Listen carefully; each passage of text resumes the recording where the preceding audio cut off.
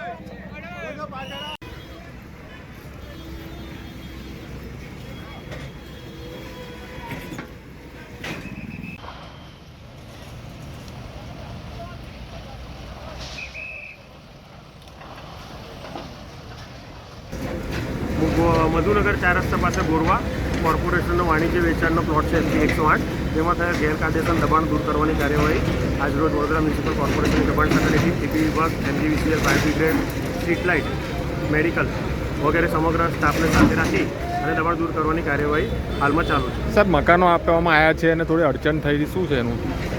એ લોકોને જે તે વિભાગ દ્વારા જે તે કાર્યવાહી કરવાની છે એ બધી કાર્યવાહી થયેલી છે અને ત્યારબાદ આજે દબાણ દૂર કરવાની કામગીરી હાથ ધરવામાં આવે છે. જે રીતે મધુનગર 4 રસ્તા પાસે છેલ્લા 1 વર્ષથી અમે માગણી કરી હતી કે આ 4 રસ્તા પાસેના સરકારી પ્લોટ છે જે 108 નંબરનો એને ખાલી કરાવવો જોઈએ.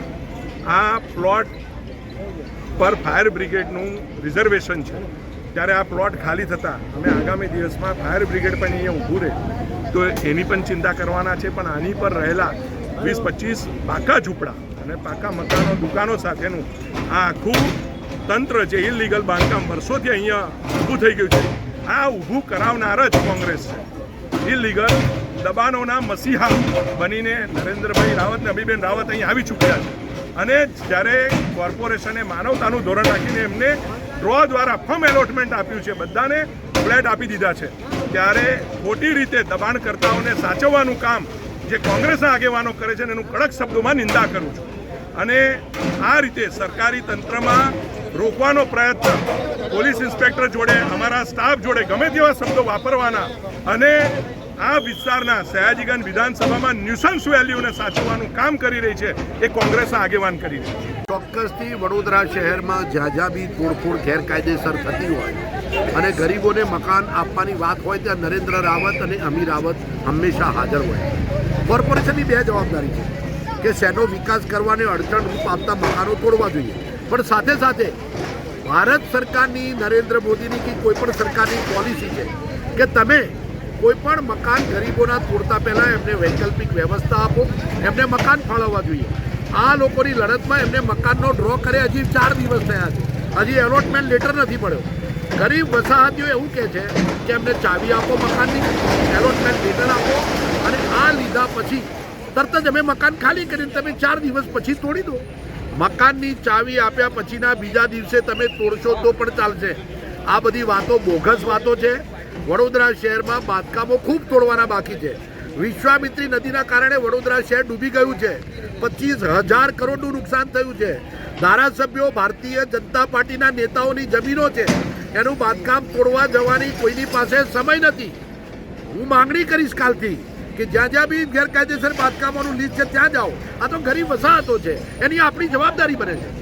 કોર્પોરેશનની જવાબદારી છે કે લોકોને મકાન ફાળવવા, અને મકાન ફાળવવાની વાત થઈ ચૂકી છે. ફક્ત મકાનની ચાવી નથી આપી, એ પહેલાં તોડવા માટે જલ્દી કરવાની ઉતાવળ છે. જાણવા મળ્યું છે કે પાછળની જમીનો ભારતીય જનતા પાર્ટીના નેતાઓએ ખરીદી છે. અહીંયા વાણિજ્યનો પ્લોટ છે, એને તમે કોમર્શિયલ કરી અને પછીથી એને વેચાણમાં કરવા મૂકવા માંગો છો. બધું ખબર પડશે. દૂધનું દૂધ પાણી થશે. અમે ગરીબો માટે હંમેશા તૈયાર છીએ.